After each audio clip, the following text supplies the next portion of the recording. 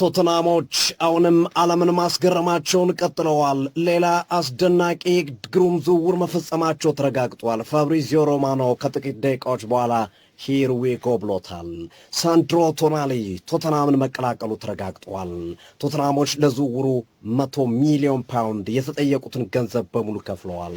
92.5 ሚሊዮን ፓውንድ በቀጥታ የሚከፈል ሲሆን 7.5 ሚሊዮን ፓውንድ ደግሞ በቦነስ መንገድ የሚሰጥ እንደሆነ ተረጋግጧል። ቶናሊ በቶተናም ከፍተኛ ደሞዝ ተከፋይና የቶተናም እግር ኳስ ክለብ አስኳላ ሆነው የቡድኑ ወሳኝ ተጫዋች እንደሚሆን ይጠበቃል። ቡድኑም በሱ ላይ እንደሚሰራ የሚጠበቅ ነው የሚሆነው። ትናንት ማቲያስ ፈርናንዴዝን ከዌስትሃም ማስፈረማቸውን ያረጋገጡት ቶተናም ዛሬ ደግሞ በሳንድሮ ቶናሊ ሰርፕራይዝ አድርገውናል። ሳንድሮ ቶናሊ በበርካታ የእንግሊዝ ፕሪሚየር ሊግና የአውሮፓ ክለቦች ሲፈለግ ቆይተዋል። ማንቸስተር ሲቲ፣ አርሰናል፣ ማንቸስተር ዩናይትድን ጨምሮ በርካታ ክለቦች ሲያድኑት የነበረው ተጫዋች ግን በመጨረሻም የቶተናም መሆኑ ተረጋግጧል። ቶተናም አልተቻለም። በዚህ ዝውውር መስኮት ብቻ ቁልፍ ቦታዎችን አጠናክሯል። ቫን ሄከን ከብራይተን እንደዚሁም ደግሞ ሴናሲን ከቦርንማውዝ አምጥቷል። ሮበርትሰንን ከሊቨርፑል አስኮብልሏል። ማቲያስ ፈርናንዴዝን ከዌስትሃም ትናንት በ85 ሚሊዮን ፓውንድ ሲያስፈርም ዛሬ ደግሞ ሳንድሮ ቶናሊን ባንክ ሰብሮ በክለቡ ክብረ ወሰን ዋጋ በ100 ሚሊዮን ፓውንድ ይህንን ተጫዋች ባለቤት ሆኗል። ቶተናም አልተሻለም። አሁን የሚቀጥል ይመስላል። ምን ጠብቃላችሁ? ዲዘርቢ ቶተናምን የቀየሩት ይመስላሉ። በተለይ የዲዘርቢ ወደ ቶተናም መምጣትና ክለቡ በመጨረሻው ጨዋታ መትረፉ ለዚህ ውሳኔ ምክንያቱ ነው ተብሎ ይጠበቃል። ቶተናም ከፍተኛ በጀት በጅቶ ትልቅ ተጫዋቾችን እያመጣ ይገኛል። ሮቤርቶ ዲዘርቢ በቶተናም የሆነ ነገር እየሰሩ ያሉ ይመስላል። ምን ጠብቃላችሁ? ሀሳብ ስጡበት። በክረምቱ የዝውውር መስኮት በበርካታ ክለቦች በጥብቅ ሲፈለግ የቆየው የዌስትሃሙ የአማካይ መስመር ተጫዋች የ21 ዓመቱ ማቲያስ ፈርናንዴዝ ቶተናም እንደሚቀላቀል ተረጋግጧል። ከጥቂት ደቂቃዎች በፊት ፋብሪዚዮ ሮማኖ በዘገባው እንደጠቀሰው ከሆነ ማቲያስ ፈርናንዴዝ የ21 ዓመቱ ፖርቹጋላዊ ቶተናምን ለመቀላቀል ተስማምቷል። ቶተናም በተለይ ይህንን ፉክክር ያሸነፈው የተጠየቀውን ገንዘብ በቀጥታ ለመክፈል ዝግጁ መሆኑን ተከትሎ ነው። ቶተናም ለማቲያስ ፈርናንዴዝ ዝውውር 85 ሚሊዮን ፓውንድ ለመክፈል ተስማምቷል። በርካታ ክለቦች ይህንን የዝውውር ገንዘብ ለማሟላት ፍቃደኛ ባለመሆናቸው ቶተናም ደግሞ ለዚህ ፍቃደኛ በመሆኑና ገንዘቡን ለመክፈል በመዘጋጀቱ ማቲያስ ፈርናንዴዝ አዲሱ የቶተናም ተጫዋች ነው በቀጣይ ቀናቶች እንደሚተዋወቅ ይጠበቃል። ማቲያስ ፈርናንዴዝ በተለይ ቶተናሞች በዚህ የክረምት የዝውውር መስኮት አስደናቂ ቡድን እየሰሩ ነው። ዲዘርቢ፣ ማርኮ ሴንሲን ከቦርንማውዝ፣ ሮበርትሰንን ከሊቨርፑል እንደዚሁም ደግሞ ቫን ሄከን ከብራይተን ማምጣታቸው ይታወሳል። ዛሬ ደግሞ የማቲያስ ፈርናንዴዝን ዝውውር ጨርሰዋል። በቀጣይ ቀናቶች ሳንድሮ ቶናሊንም እንደሚጨምሩ ይጠበቃል። ቶተናም አስገራሚ ስራ እየሰሩ ያሉ ይመስላሉ።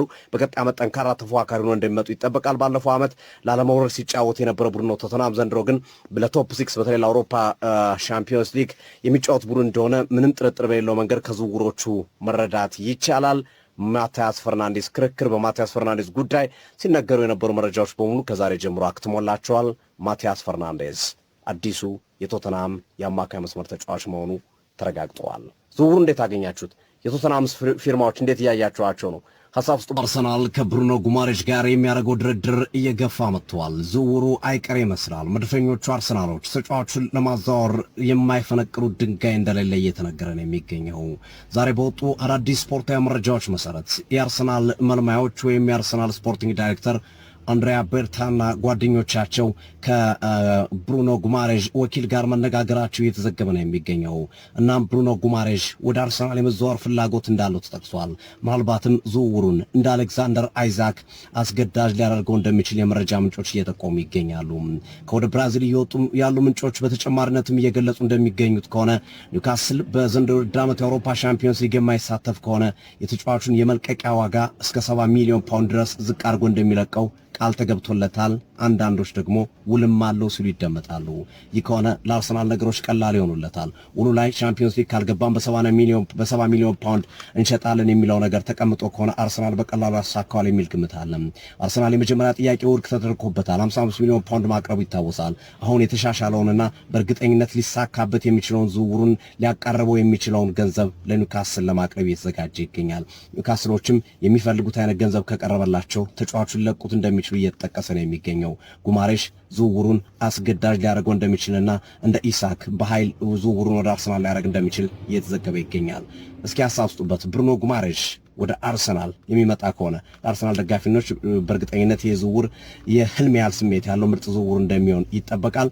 አርሰናልን ማንን ይገፋል ብላችሁ ታስባላችሁ? ማይልስ ስኬሊ ዙቢሜንዲ ወይስ ሌላ ተጫዋች ማን ይገፋል? ይግድ አንድ ሁለት ተጫዋች የሚገፋ ይመስላል። ብሩኖ ጉማሬዥ የሚመጣ ከሆነ በቀጥታ ቋሚ 11 ውስጥ የሚገባ ተጫዋች ከመሆኑ ጋር ተያይዞ ማን ቢወጣ ትመርጣላችሁ? በአርሰናል ቤት ሀሳብ ስጡበት። ቀዮቹ ሰይጣኖች ማንቸስተር ዩናይትዶች ማርከስ ራሽፎርድን ወደ ቡድናቸው ለመመለስ እየሰሩ ይገኛሉ።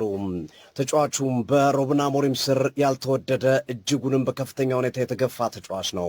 ያለፈውን ውድድር ዓመትም ወደ ባርሴሎና ተጉዞ በውሰት እንዲያሳልፍ ተገዷል። ማርከስ ራሽፎርድ በክለቡ ውስጥ ያደገና ያለፈ መሆኑን ተከትሎ ክለቡን ከልቡ ከሚወዱ ተጫዋቾች መካከል አንዱ ማርከስ ራሽፎርድ ነው። ነገር ግን ከግላዊ ባህሪና ከአቋም መቀነስ ጋር በተያያዘ ከሩበን አሞሪም ጋር ባለመስማማቱ ክለቡን ለቆ በውሰት ወደ ባርሴሎና መሄዱ ይታወሳል። ከባርሴሎናም ተመልሶ አሁን የማንቸስተር ዩናይትድ ንብረት ቢሆንም አሁንም ግን ተጫዋቹ በውሰት ወይም በቋሚነት ክለቡን ይለቃል የሚሉ ሀሳቦች በስፋት ሲንሸራሸሩ ቆይተዋል። አሁን ግን የሀሳብ ለውጥ አለ። ማንቸስተር ዩናይትዶች ማርከስ ራሽፎርድን በቡድናቸው ውስጥ ማስቀጠል ይፈልጋሉ። እንደሚታወቀው ማይክል ካሪክ የማንቸስተር ዩናይትድ አካዳሚ ውጤት የሆኑ ተጫዋቾችን ሁሌም ቦታ በመስጠት ይታወቃሉ። ለዚህ ምስክሩ ኮቢ ማይኖ ነው። አሁን ደግሞ ማርከስ ራሽፎርድን እንደገና ወደ ዩናይትድ እንዲመለስና በቡድኑ እንዲጫወት ለማድረግ እየሰሩ እንደሆነ ታውቋል። የማንቸስተር ዩናይትድ ተወካዮች የማንቸስተር ዩናይትድ አመራሮች ከማርከስ ራሽፎርድ ወኪሎች ጋር የተነጋገሩ ሲሆን ንግግሩን በሰላማዊና ደስ በሚል መንገድ የተጠናቀቀ መሆኑ ታውቋል። ማርከስ ራሽፎርድም በማንቸስተር ዩናይትድ መቀጠል እንደሚፈልግ ፍላጎትን አሳይቷል ተብሏል። ውይይቶቹ በቀጣይ ቀናቶች የሚቀጥሉ ሲሆን አሁን ባለው መረጃ መሰረት ራሽፎርድን በቀጣይ ዓመት በማንቸስተር ዩናይትድ የምንመለከት ይሆናል። ትክክለኛ ውሳኔ ነው ብላችሁ ታስባላችሁ? ሀሳብ ስጡበት።